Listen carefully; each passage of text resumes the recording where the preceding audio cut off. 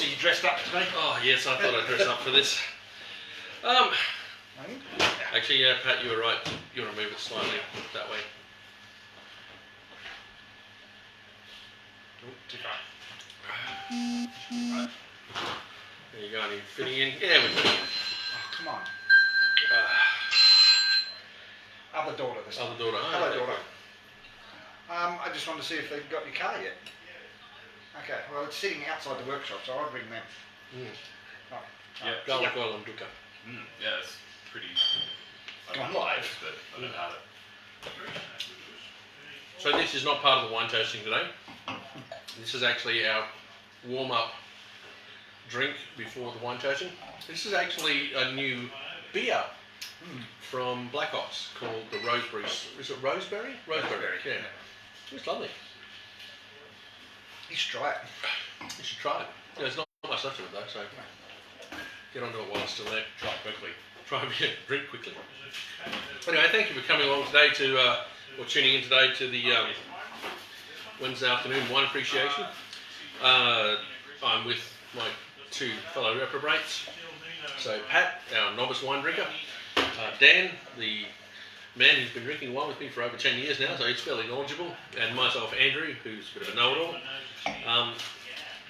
Actually, let's just a quick review on the beer. What do you think of the beer? Rosy.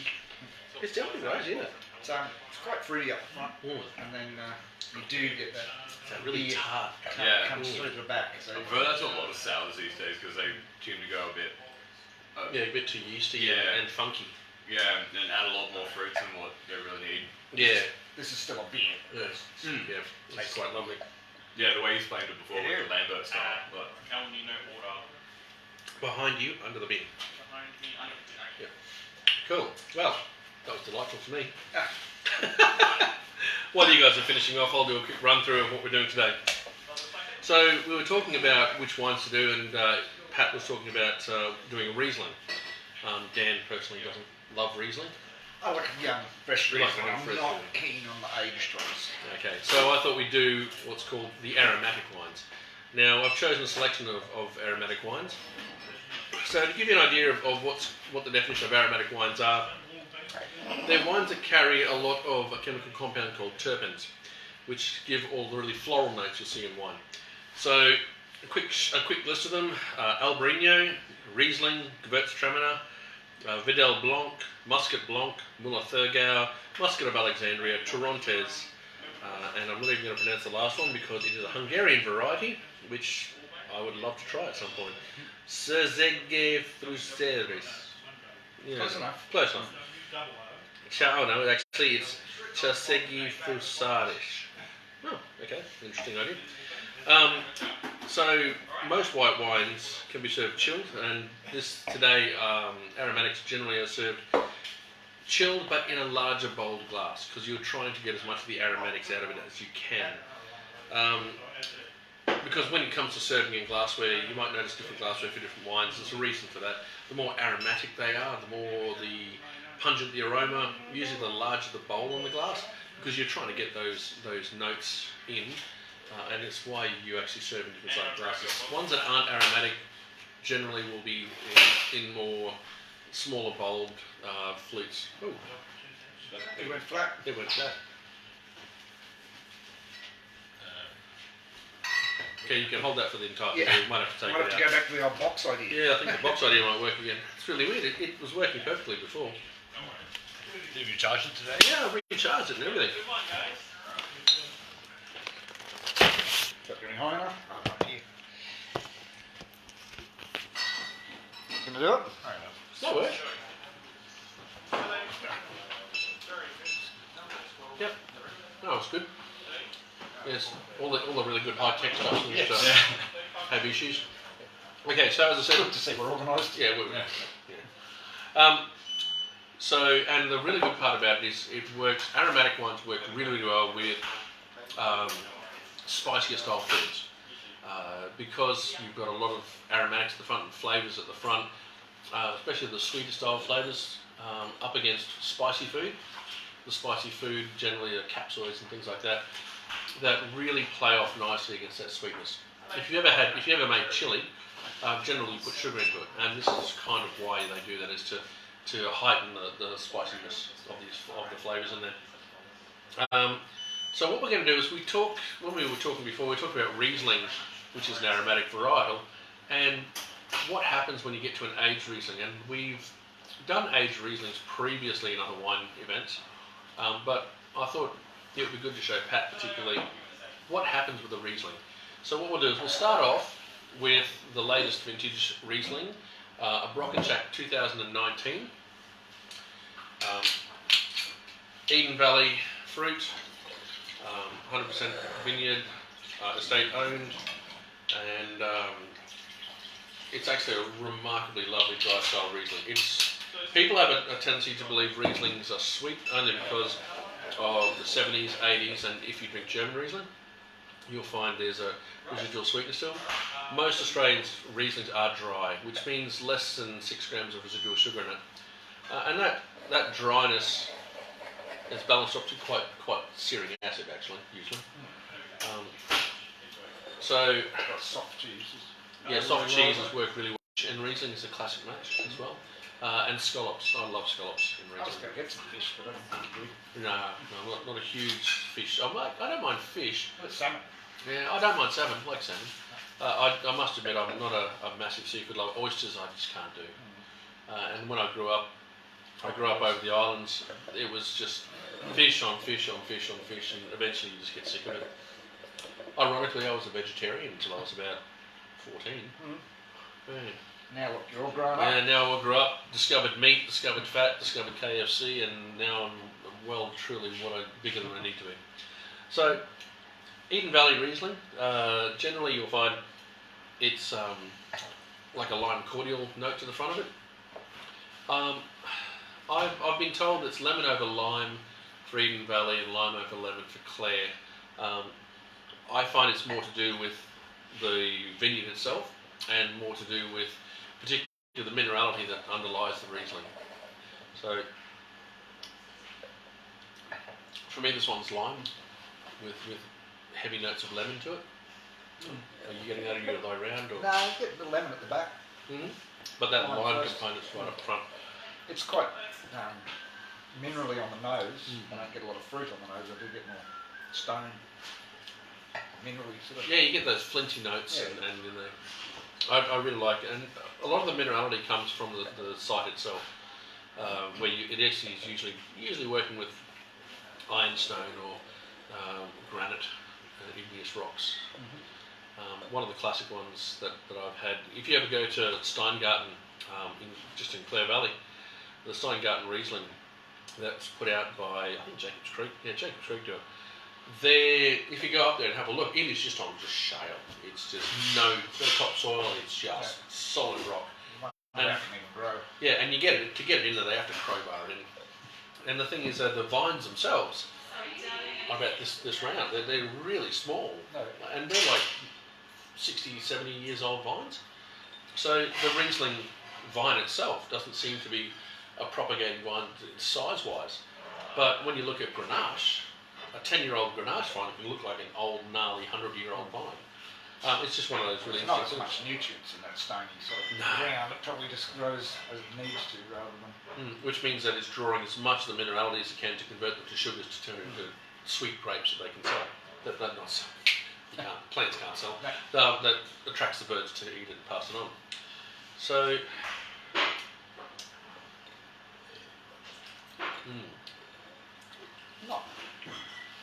Not raspy. no, definitely not raspy. Not as dry as I thought it'd be. Well, when we talk about dry, we're talking about the amount of sugar in there. Yeah. And as I said, less than 6 grams of residual sugar. That's 6 grams per litre of residual sugar. So it's not going to be a sweet wine by any stretch of the imagination. It's not until you start hitting straps of about 10 and 12 grams of residual sugar that you start looking at it as an off-dry style. And if you want to know what an off-dry, what it means by that is most wine, including most whites, are generally made 9 grams and less residual sugar. And once you hit over 6, you begin to have it on the palate. Some of the Sauv Blancs that I've had can be quite sweet and cloying because they've had a high level of sugar in there. The problem is though that when you do have that style, it can be really, like the initial taste. I won't mention the company that does it, but it's a really well-loved company, and it sells a lot of wine, including in our store. And the reds that they have literally have a stopped ferment to it. So they've made the wine, the Beaumay for the grapes when they press it, so what should be the alcohol when it's fully fermented dry is about 14 to 15 grams, 15 ABV. They'll stop it at 12.5, leaving some residual sugar in there, Yep. and people love it. And it's literally a stopped ferment. It's actually a wine, not a wine fault, but it's a wine technique that they use to allow the wines to be sweetened slightly, like we were talking about fortifieds last week. Yeah, instead of adding anything to it, but just stop it. They stop it early. And it's well loved because people like those sort of sweeter notes. So, you know, Riesling is a really good grape for a wine grower because usually it's picked early. It's then taken in, pressed, taken off skins, clarified. Usually it's either clarified by, they can add fining to it, or filter it. It's generally clarified by cold stabilisation though, so what they do is they'll put the juice into the tank, it's got all the colloids and bits of skin and stuff in it, it'll undergo the fermentation, and then they'll do what's called cold crashing, where they just take it from a lovely cool ferment and just bang, drop the temperature right down, so all of the heavy particles just literally sink to the bottom. That would stop it. Yep, and yeah, that stops the fermentation, clarifies the wine, then they rack it off, and racking literally means just removing it from the skins, and it literally goes straight to bottle. So there's no maturation period, there's no oak to be added in. So it's just all in stainless? Yeah, all in stainless. So is there a big Riesling culture in Australia, or is it like, because it's weird because I've never been to like, not that I've noticed, I haven't been to a club or a pub that has Riesling like by the pool. That's been a big issue for a long time, is that Riesling got such a bad and dirty name through the 70s and 80s that what actually happened was we started off with Riesling, we're trying to emulate the German style of Riesling, which is Moselle, classically, which is a sweet style of Riesling. And in fact, their VDP levels of quality that they do for the top end of their wines, it starts at Cabernet, and it goes to Spatless and Osles, and I can't remember the next one, beer and chocolate Osles is the top one. And then it goes to ice wine. And it's all to do with the amount of sugar that's in the grape. So when we started making Moselle, we were trying to make a Cabernet style, but generally, because it's really warm climate, we get a lot more sugar, and therefore a lot more sweetness. Germany has really cold climate, it doesn't get anywhere near the sugar levels that we do. So what they ended up doing is they made a really super sweet style Riesling, which didn't have enough acid to balance it off. And without the acidity to balance the sweetness, you've got a really cloying, quite intensely flavoured wine. And like ice wine. well, not to that level, but we're taking an Australian thing with lots of sugar, not enough acidity, and it gets really cloying and quite difficult to drink. Ice wines have got such a high level of acidity that when you drink an ice wine, even though you know there's probably going to be 80 grams of residual sugar in there, you don't get that. You get the sweetness, but then it gets cleaned away. You don't get that real cloying sit on the palate style. And that's, we were making a Riesling, we started making Riesling out of Gordo, Gordello, other Italian sweet grape varietals. Trebbiano was actually one for a while. And we just started calling it Moselle, which, as we know now, you can't do because it doesn't come from Moselle, and it's not it's no appellation relationship to it. So we started making all these sweet Rieslings, and that's what your nana used to have, sweet Riesling, and it was honestly pretty god awful. Anyway, coming out of the 80s into the 90s, they started actually making some really good dry style Rieslings where they didn't go for the sweetness. They used 100% Riesling grapes. They made it in a very classic, easy drinking style where they just literally said stainless steels, no oak, no maturation, straight into bottle, clean, fresh, limey or lemony, bright with good acidity and a nice crisp style. And when I say all those words, apart from the lemon and limey, it sounds very Sauv Blanc like. Yeah, it actually seems really as good for Australian climates and Yeah. stuff like that. Like, It is. I can't imagine in Germany. I just imagine Germany cold. Well, remember, as I said, in Germany, Yeah, you're looking at a much cooler, a much sweeter style with acidity. And remember, it balances really, really well to their food that they have. Yeah, so we just pretty much made Riesling a bit more Australian. Yeah, we made it a very dry style. Yeah. And you do get dry style Rieslings in Germany. Cabernet is the dry style you can get. But it will still have between 12 and 14 grams of residual sugar. Yeah. Actually, probably a little bit higher depending on who makes it. But the acidity is so high because it's so cool. Yeah. It does the show. It's kind of like having those 15% alcohol wines that we look at and go, gee, that's smooth. Yeah. And we guess it's 13. Yeah, true, yeah. So literally that's what we're talking about with Riesling. Another thing that happens, and has happened in Australia and around the world, is when you leave Riesling in the bottle, it begins to age.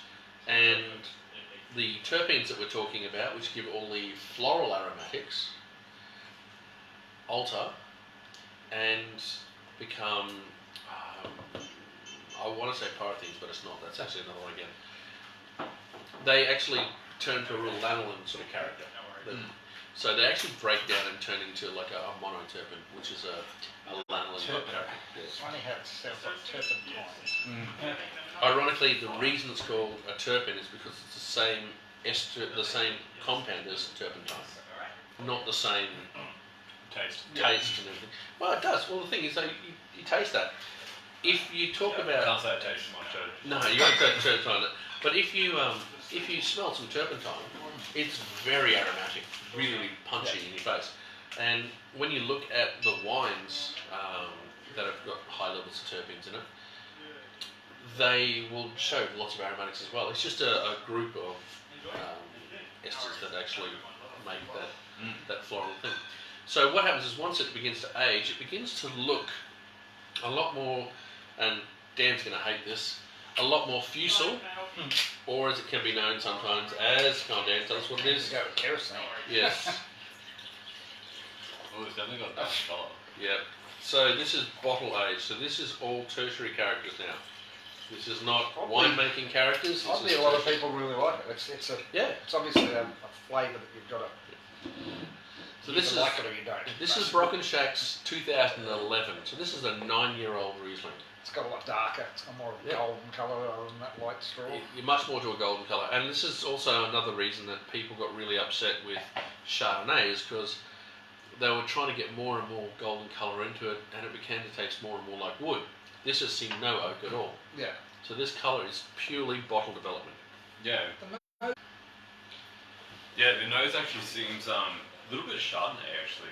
Like, it's weird you said it has no oak in it. Mm-hmm. But yeah, I don't know, I get like a weird little Chardonnay kind of smell from it. That's actually not as bad as I was thinking.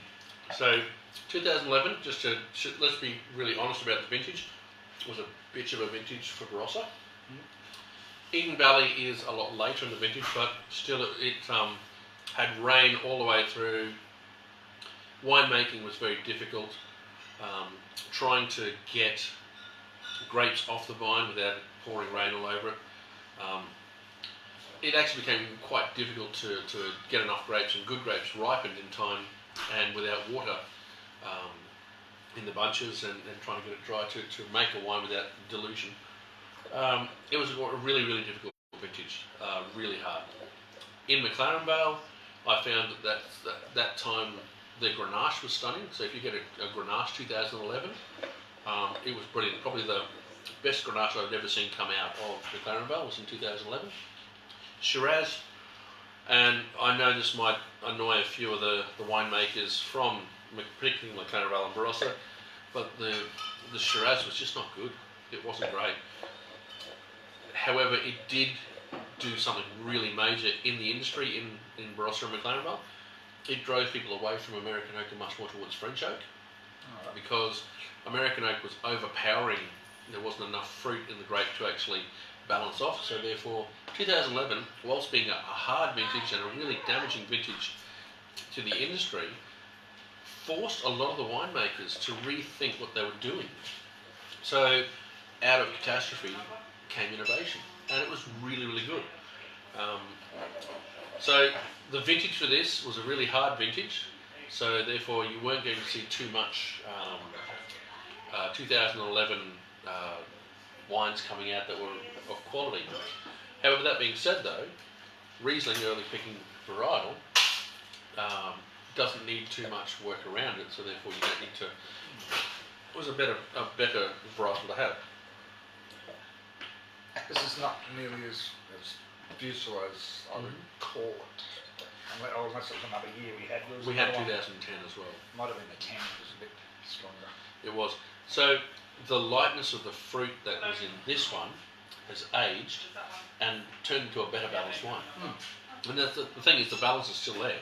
Whilst the characters for it, there's no lemon or lime on the nose, but there's a lot of lanolin. There's hints of kerosene, like hints of that fusel, but not an overt fusel. No. But you can see it's become more viscous, far, like the floral notes have actually gone into it and become something else. It turned a lovely complex wine. It's a lot more foody. You'd have this sort of meal. In fact, you could have this with a heavier meat as well. The younger one is just a daily drinker. Yeah. So aging whites is something that people sort of talk about a bit, and you can age generally all whites, but styles that are made to be drunk fresh, like Sauv Blanc for example, is a good one. Realise that when you do age them, they're going to lose the acidity, that raspy acidity you get from Sauv Blanc. The fruit is going to alter and change due to bottle development. So if you know this going into the vat, you'll drink a wine and go, oh, that's really nice, I see that. But if you're expecting your passion fruity or gooseberry searing Sauv Blanc with lovely crisp acid to the back, and you get an aged thing, it's going to taste funky and flabby, and it'll be completely different. But you've got to go into it knowing what you're having.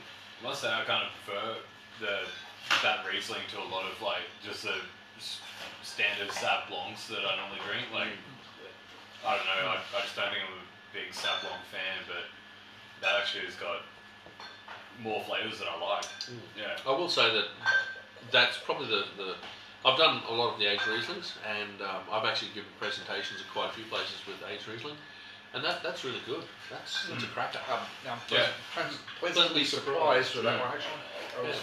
And in fact, if you're going to host a dinner party or something like that, you want to make it interesting. See if you can grab a vertical. That vertical literally means different years of the same wine, different vintages of the same wine. It's actually really good to see, because I've pulled out a really old, funky bottle of Shiraz, and I've sort of put that to the side, and I've started off with the fresher style, and we'll have the fresh Shiraz, and everyone's like, oh, it's so rich and beautiful and vibrant and tasty, and then we go through and you go, oh, that's much more complex, and half the time they don't even realise they're drinking the same wine. Yeah. Until the end, when they go, oh, that's so rich and luscious, and you go, yep. So that was a 2015, that's a 2013, that's a 2010, that's a 22. And they go, oh wow, it's all the same wine. Completely different taste. The production for Riesling, does the yields, are they quite as high as other whites? They're quite high. Yeah. It's a really good varietal. As I said, it's a great varietal for a winemaker, because he gets it in and out quickly. Yeah.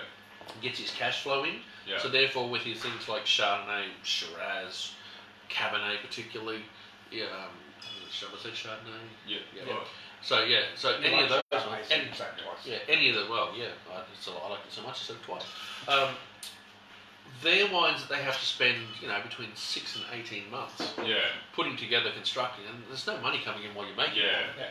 So getting a wine in, made, and out to your production is gold. So it's more a marketing kind of problem that Riesling has, from the 70s and 80s. It is. It's a marketing problem. I mean, if all the wine drinkers that I know that really like wine will love Rieslings, because they're just so easy to drink. They're bright, they're fresh. Some can be quite simple, which is fine. There's nothing wrong with a good simple wine that you're enjoying. Some can be quite complex, like those aged Riesling we looked at just then.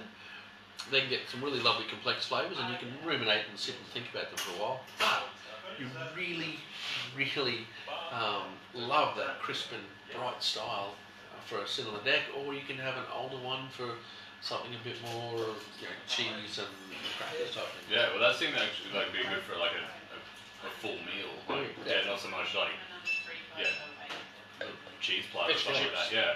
Well, actually, fish and chips is a pretty classic. Sauciness of the chips, fish and stuff. Stop it, you're making me hungry. Yeah. So that's Riesling from Eden Valley from Brockenchack Wine. It's always good to grab a vertical of those. In fact, we've got... it's not bad to plug the boss's... we've plugged the boss's wine, but irrespective of that, there's... who was it? Grosset, have a really good aged Riesling. I'm trying to think of the other one. Grab that one up there, Pat. The bottle sitting on top of the... I think we're going to write that off because the cork's bugging, but that there... Oh, the Bannock. Yeah, I have tried that before. Actually, you want to grab a corkscrew and we'll give it a shot. This is a 2005 Bannockburn Riesling. It actually doesn't exist in the system. No. It was written off ages ago. And the reason it was written off ages ago is because I do believe that when I tried it last, it was rather dreadful. This is from Geelong in Victoria. Okay. So the classic regions for Riesling, in Australia, Eden Valley, Clare Valley, Canberra does a pretty good Riesling. If you're looking for something with a bit more weight to it, then you probably look at Denmark. Didn't even know they made Canberra. Yeah. What's in Canberra? Canberra, they've got Clona Killer is one of the wineries from Canberra. That's classic with its Strauss-Yonne blend. Helm, there's a dozen wineries down there. Some great stuff. Out of Geelong, which is more, for me, Pinot Noir Chardonnay region. Riesling can be grown there though. There's one Crawford River, which is really lovely, coming out of the southern areas of Victoria. So Riesling can be grown in quite a lot of different places, and actually does really well. And it's a great little wine, but it's more to do with the acidity and the cool climate. You need cool climate. You can't, when I say you can't, I don't mean that you can't completely, but good quality Riesling I don't find in warm areas like Barossa Valley Floor. I haven't found much really good Riesling coming out of there. McLaren Vale, when you go down to the Fleurelay sort of peninsula and down south, it does get a little bit better. It's just under the till. On that shelf somewhere? Yeah. So again, it's one of those. It's the classic regions for it. Yarra Valley does a little bit of Riesling, and it can be quite interesting. West Australia, Margaret River, I've had a couple of Rieslings for. I'm not a huge lover of, but it's all right. Down the southern end of Denmark, though, you can get some really good Rieslings out there. So, yeah, I can promise you, I don't know. I don't think this is gonna. I just don't know. It could be. It could be an absolute cracker. Yeah. So, cork's pretty ordinary. So I'll. Oh, it's way dark. Yeah, that's got some really pinkish hues to it as well. That one. Okay. Yeah, I'm Oh, no. oh, yeah, no. That's gone to sherry. Oh, yeah. Yeah. So, you know how last week we were doing fortified wines? Yeah. That's what I was talking about when I was talking about sherries. That's, Yeah, no, that's not me. Oh, actually. You're just trying to get us to taste it. No, try it. Taste it. There's nothing wrong with tasting it. If you don't like it, you don't like it. It's got a really nutty element to it. It's actually, apart from the really... The back is like, ugh. Yeah. That's so wrong. I actually don't mind it. That's It's actually really sicko. quite cool. Oh. Nah. Yeah, this is why I'm a wine nerd, and these guys obviously are. Bit enough. Okay, so literally, this is what we're talking about with aging. Literally, all the acidity has gone. Yeah. There is You need no. to lose. I'd rinse the glass. There is no acidity left in this wine at all. How real? I keep doing that. It's got those real sherry notes to it. Yeah, the nose definitely. Yeah, that's sherry, and Something very when you drink it, It's yeah, actually not bad. I It's- just left a little bit of in there while I put the Riesling in there, and it's just kind of made it a bit full of. But Well, I have to by say, itself, that was not. Yeah, I don't know. I really like that. a bit naff. That's a sherry drink. That's a sherry drinker's drink. And it's going real cheap at the moment. Yeah, no, it's free. Oh, Probably a good home. but the nuttiness in that, and that's when we're talking about sherries, that nuttiness is coming from that age component. So, and I'm guessing it's probably due to the fact the cork was pretty done. Yes, it's been It's a oxidised. 2005, so it's oxidised up. Yeah. And that's what sherry is, oxidised. And they're all oxidised notes that we're tasting. Yeah. If you get an oxidised note like that in a fresh, dry style of Riesling, there's something gone dreadfully wrong with it. You drank it. That's actually really good. Bit of chili to take the Actually, flavour. I will take a bit of chili on that one. That's really lovely. It's got a little bit of bite, this one, Pat. Yeah, I might leave it be. Not that bad. not a spicy person. Oh, I'm getting there. I had pepper the other day. Like, yeah, Oh, that has got some spice to it. yeah. I'll leave that. I like a bit more recently, actually. You remember me, right? Yeah, I remember that one. Okay. 40. So I need I to did- rinse my glass out for this next one. I didn't actually mind it though. Mixed with the with that other one, like it just added the acidity back into it. But then you still got some of the nutty flavors. Yeah. Yeah, the nutty flavours, actually, the nuts are a big thing for it. Wow, that is spicy. Fresh cut. That's what I was choking on before. Okay, we're going to go now to another aromatic style called Gewürztraminer. I've heard this called many times. It's Gewürztraminer, Gewürztraminer, Gewürz, Traminer. So, originally or classically, Gewürztraminer is actually from Alsace in France, on the border of France and Germany. In fact, they've had wars over Alsace for so long now that the Oh no! I didn't look at that delicate. Oh, what did you do? Don't just stand there, Katie. Put something under it. what is it? A bottle of vodka, I think.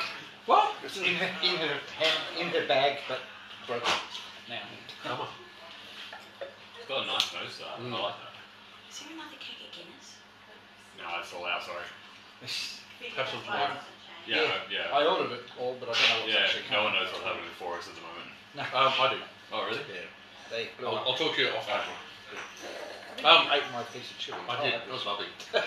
So now the reason I put Gewürztraminer after Riesling, That's such a different. it's massively different, but it's still aromatic. So aromatics smell like you just get florals. You get lychee, you get bits of passion fruit, guava. You get a lot of the floral elements like lemon blossoms and orange blossom particularly. Get some white flowers in there like elderflower. So classically it's from Alsace, where it's one of the 6 noble varietals from Alsace. This is actually Greystone's Gewürztraminer. So Greystone from New Zealand, Marlborough region, I believe, or is it Waipara? From memory. Greystone, you are quite correct, it is Waipara. So Greystone actually were one of my favourite wineries. Unsure who actually even holds the winery anymore, but their aromatics that they use in there are brilliant. So actually, if you stick your nose into wine and you get hints, a massive hit of lychee, you can almost guarantee, unless it's a field blend, it's going to be a Gewürz. It's got like, I don't know what the correct tasting note is, but like dirt, like dirt that's been freshly rained on. I can't describe it, but Earthy? earthy, yeah, Although I look at earthy as more mushroom and composty, but yeah, but you know that smell when you get rain after a while when it's been dry. Yeah. I don't know, it's that fresh. It's almost like a fresh. yeah. For me, this is all about tropical fruit. Hey guys, Lychees. I definitely Lychee is always for me. Yeah, I definitely get passion fruit. I get a little bit of that. Must have a lot more residual sugar in it. I actually really like that. It actually does not have a huge amount of residual sugar in it. See, whilst on tasting it, it tastes off dry, it doesn't. It's 14% alcohol. So at 14% alcohol, unless they've enhance the must or put more sugar into the must, it's essentially dry. There's probably about 6 grams of It sugar. seems, seems sweet. What's the price yeah. point for that one? $30. Oh, yeah. I actually pay for that though. Because Yeah. I really like that. And the thing is that this matches brilliantly, and I mean brilliantly, with Indian food, spicy food, good, Szechuan. Yeah. It's just brilliant. It's excellent. I have to say that's an It's absolute got like level. a kind of nearly a creamy texture to it. Mm. Yeah. And the thing is, viscosity of it is, yeah. and if you, I'll actually have a quick look at the note, but I believe there's used a little bit of oak work. You can actually undergo malolactic fermentation and oak on these suckers. Really? Golden. Okay, so Yeah, it's brilliant colour. And picking a vineyard early morning, whole bunch pressed. So it's whole bunch pressed, naturally settled, long slow ferment, some lees stirring, adding complexity and weight. So it's had what's called batonnage. So lees stirring, you literally get all the dead yeast, the body just stir it up. Probably old oak, like very, very old oak, just to give it more of a textural component. But yeah, all natural, no synthetic chemicals to it at all. But it does contain sulfites.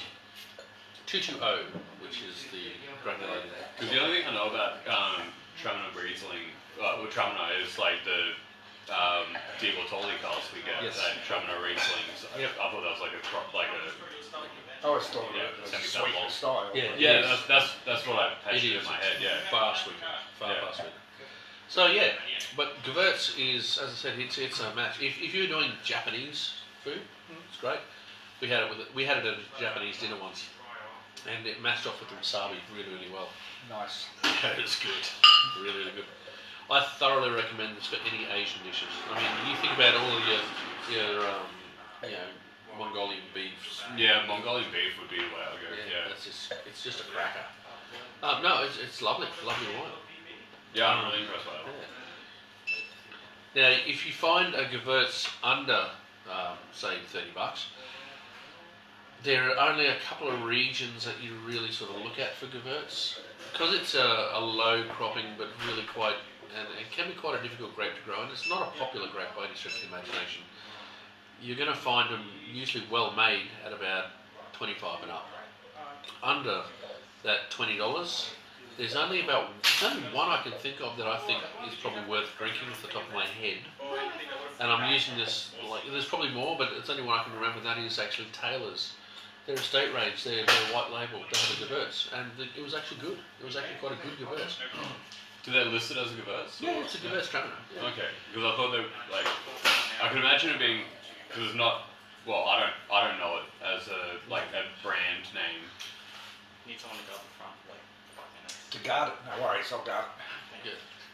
Yeah. Alright. Yeah, they because it doesn't have this the same kind of name as like a Sauv Blanc or a Chardonnay or something like that. So I just imagine they'd put it under like a brand label, rather than a. No, What happened? no, definitely not. It was just a bag. I need to clean out the bag. That's all Goes up with the joker too. Yeah, well, that's my introduction to Gewürz Traminer. That's all that. It's a good one too. It's just lovely. Yeah. This has got some bottle age on it. It's a 2014. Younger versions of this will be a little bit more acidic, a little bit brighter, a bit more crisper. But seriously, what's not to love? It's got all it nails every single flavour that I'm after. Not high acidity as well, which I love. Yeah, some of the acidity in the white wines just kill me. But Yeah, actually, I will say,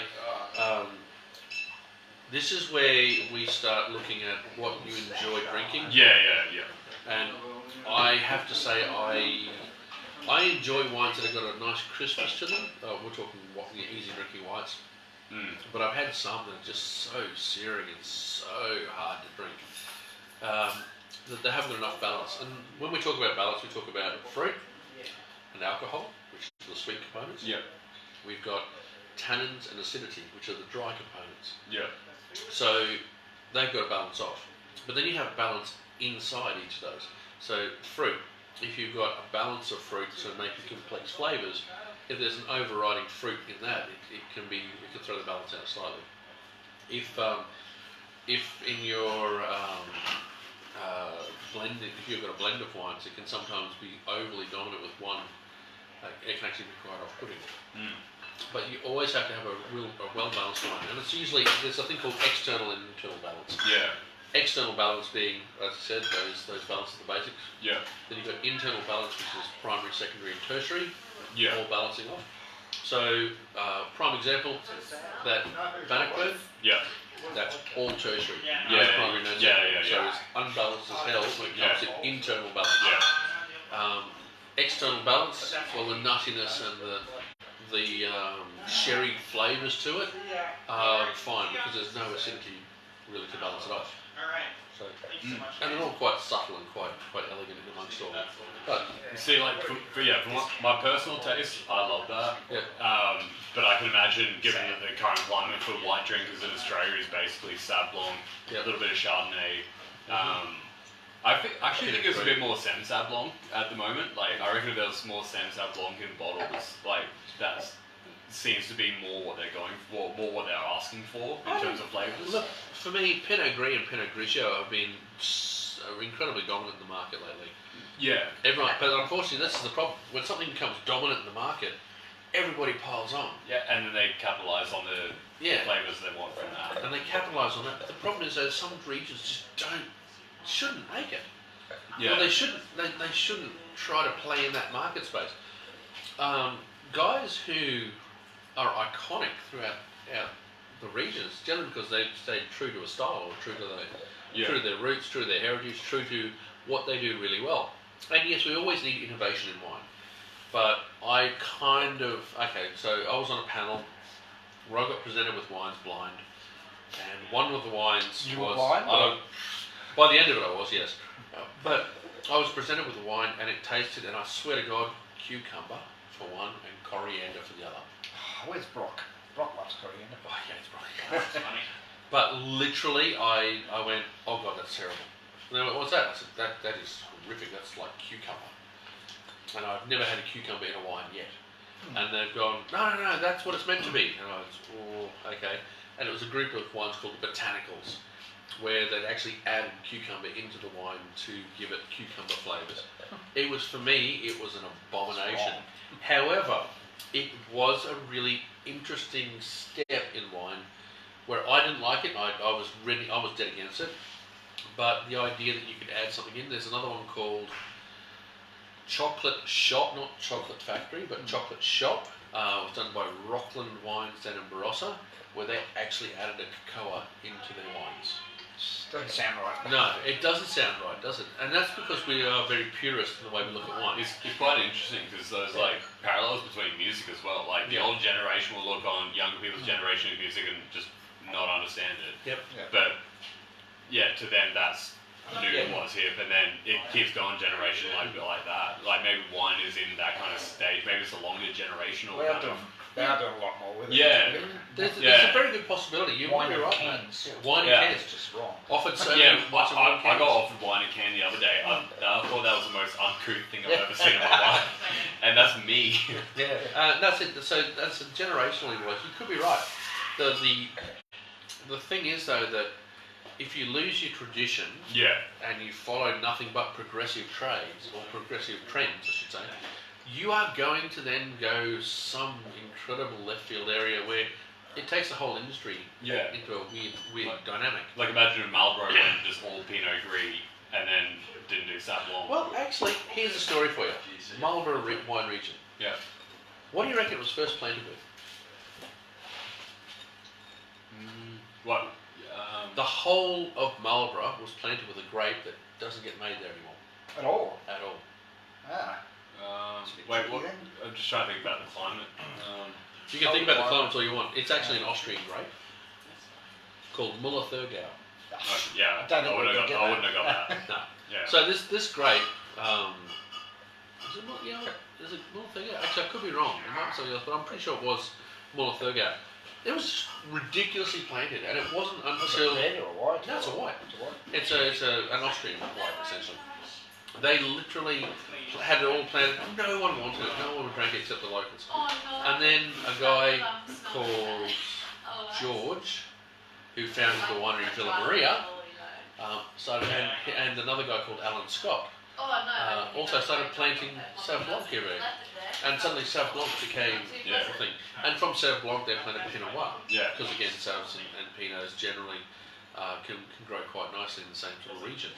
They tried Chardonnay, but it wasn't the right climate for Chardonnay, even though Pinot and Chardonnay is classically grown together. I've had a couple of Chardonnays from Marlborough, and I wasn't a big fan. Generally they're not great. However, if you go north, you go to Gisborne, awesome Chardonnay, fantastic. Higher altitude or? Cool. I don't know actually. Tell the truth, I've got to look at the soils. I think it's more limestone. Oh, okay. See, underneath, the reason Sauv Blanc does so well is because they've got their water table is only like 2 or 3 metres under the ground. So therefore, the grapes themselves are producing a very ripe style of Big juicy grape. a lovely juicy grape Getting a lot of water. because it's getting a lot of water and therefore overcrops and can overcrop quite a lot. Therefore, when I say overcrop, it produces lots of bunches. Yeah. So they're not trying. They're actually producing a lot more wine than they normally would, because in a normal sort of winery area where it's all about making the vine struggle, it doesn't need to struggle. Yeah. So it's actually quite interesting for that one. And that was it. One minute was North Ego, next minute planted also all Pinot Noir, and that's how New Zealand built its tradition. So I know this is not going to make you particularly happy, Daddy. We're going sweet now. We're going sweet. I don't mind a bit of a This sweet is- every now and then. Heart and soul. What was your first wine that you drank, Dan? Crimson Cabernet. Crimson Cabernet. So let's not throw too many stones. Raspberry cordial. It's beautiful.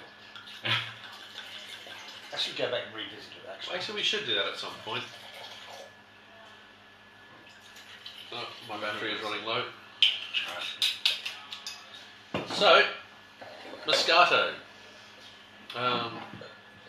So this wine is, well, everyone probably knows what Moscato is. Classically, you've all been drinking it a lot. It's a Muscat of Alexandria. There's a couple of different muskets you can get. Muscat of Alexandria is one, which is what this is based on. Another one is Muscat Petite Grains, which is actually what the Muscat wines are based on. Oh, okay. Yeah. That's interesting. Yeah, so this one is Orange Blossom. Yeah, Orange Blossom, Tangerine, Peach, Rose, I got tangerine. A little bit of peach. and when you stick it over your tongue, what's the first thing you get? Sweet. Do you see the difference between that Yeah. and that? So, what do you reckon the alcohol is? Well, Yeah, Nothing. no, still alcoholic. 11.5%, 12%. 12, yeah. God no, 7. Oh, really? Yeah. So, knowing this wine's probably picked at 13 Beaumet, 7% alcohol, quite a bit of residual sugar left. Yeah. So this is the fattening one. It is. See, I don't like, because I must admit, like, I like Moscato, but just because if you drink a lot of wines overnight, it's really good just to strip everything from your tongue and kind of take you back to neutral pretty quick. I think that'd be great as a sparkling actually. I'd like to see some bubbles in that. Yeah. And that's what's happening with Moscato. In Moscato in Australia particularly, guys who have been producing still Moscatos for a long time have started actually, honestly, probably soda streaming them and actually turning them into a sparkling. What's Yarran's just gone to sparkling? Yarran, I 6 months. think it's a Charmat method. Actually, I'm pretty sure it's Charmat. That seems like, But that was a still originally, and then we started getting sparkling. It So showed it's up. sparkling, yeah. Oh, okay. Yeah. that seems so, kind of DIY. DIY, yeah. Getting a cheap Moscato and putting it in a soda stream. If you want to do that, there is some online you can do. Yeah. Good game. Yeah, it just seems like something, friends of mine would come up with. There's a guy called, I'm not sure who he is, called the Wine Guy, I think. He did it. He did it with Riesling. No, not Riesling, sorry, Shiraz. Oh, they made like a sparkling Shiraz. Guess which Shiraz? No. No, Must be ours. something cheap. Rock and Shack. Zipline. Zipline. Really? Yep. Oh, that seems like heresy. It does seem like heresy. I thought it was very funny. Yeah. But spicy. Spicy and sweet. Honestly, I just can't get much over the sweetness. Like, Lovely. yeah. That's really good.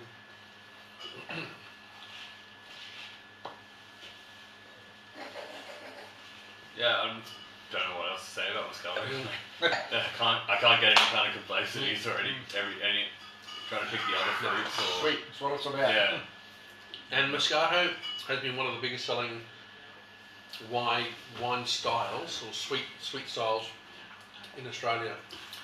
Everyone remembers. Oh, wow. That chili comes back to Oh, bite. it does come in the back there. Everybody has been seeing things like gossips. In fact, Moscato has been belted so badly by people. It's a high production grape. It's made in a sweet style. Therefore, is drunk by people who generally aren't drinking dry rice. It's a good way to get into wine to begin with. Yeah. You'd start with this and go, oh, I like that. I might take a step into blah blah blah. But honestly, it is so low priced that it's available to everybody. If you want an excellent Moscato, Yeah, straight fruit salad. if you want an excellent Moscato, Flowers for Lucy, Cunara. Yeah. Cunara Estates Flowers for Lucy is stunning. But this one I think is actually pretty good. Yeah, $10. no. Yeah. This is good. Flowers for Lucy. What- That was done by Belinda. Yeah, good on you, Belinda. Bell. Miss you, darling. Yeah, one thing I've noticed about Moscatos is the demographic. Like, I'll have people come into the bar and they'll, if they're 18 to 21, Yep. there's a high, especially females, Yeah. a high probability of getting Moscato. And then nothing, and then probably 60 to plus is when they start getting Moscato again. I don't know where that middle age gap has come from. Or it but- could be the generational thing you were talking about. It went from sweet, Yeah. we're all in the dries now, Yeah. we're going back to sweet again. Yeah, and now I see a lot of other people at the bar drinking like cruisers and all the really sweet style stuff. And Well, we have grown up in a sugar culture. but I think we're coming out of that now with a lot of the beer, especially craft beer, Yeah. on the uprise. Like It is. people are moving more away from that. But I'm guessing you haven't seen the latest in craft beers then. No. They're getting sweeter. They're getting sweeter. Oh Oh no. yes, we're getting cherry chocolate. What was it? Cherries and chocolate. Tim Tam Slam. You know, we're going. Yeah. And the thing is, though, it's not a bad marketing thing to have. To do. I mean, you give a broad range. The Bacchus beer. Oh, Had yeah. Lamington and Oh, that Lamington stuff they did. What was the one that they had? I must admit. Oh, the Sex, Drugs and Rocky Road. Yeah, Sex, Oh. I actually really like that Tim Tam Slam one as well. It was excellent. It really was. For me, it was a really And that good Young's double chocolate stout. That's a classic. That is Yeah. actually an English style classic. Yeah. But I think we're now getting off the Yeah. terminology of wine, so I think we're on to our private drinking time. So drink well, drink like Kasati. Cheers. Cheers. Cheers.